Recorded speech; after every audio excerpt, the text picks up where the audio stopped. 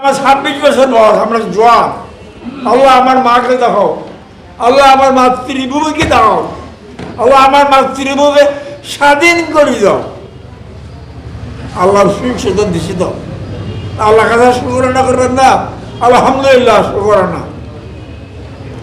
যাক ভাই, আমাদের মজকালি তহসিল অফিস, মজকালি ভূমি অফিস অতীত বহুত দুর্নম আছে। আমরা ওদিকে যাব না, আমরা দুর্নম যাব না। আপনারা শুদ্ধ হয়ে যান।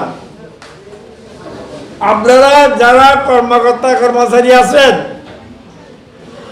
সরকার আপনাকে বেতন নির্ধারণ করছে মতো।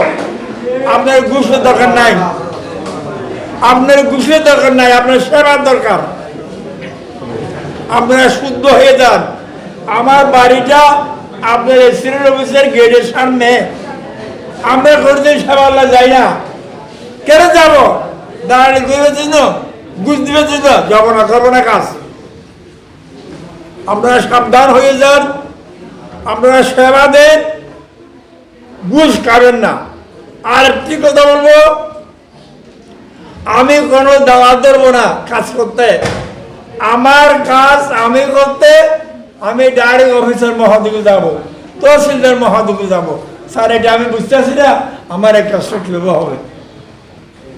স্যার তারা তো মানুষের বাচ্চা, লেখাপড়া করি এখানে আসছে, আপনার নৈরাশ করবো না, আপনাকে শান্তি দিয়ে বুঝাবে, শান্তি দিয়ে কাজ করবেন।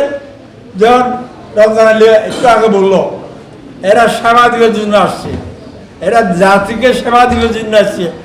ভূমি অফিস এক্সপার্ট নাগরিক, এই মর্মে আমি মাননীয় প্রধানমন্ত্রী সংশ্লিষ্ট সবাইকে ধন্যবাদ দিয়ে মোবারকবাদ দিয়ে আমার বক্তব্য শেষ করছি।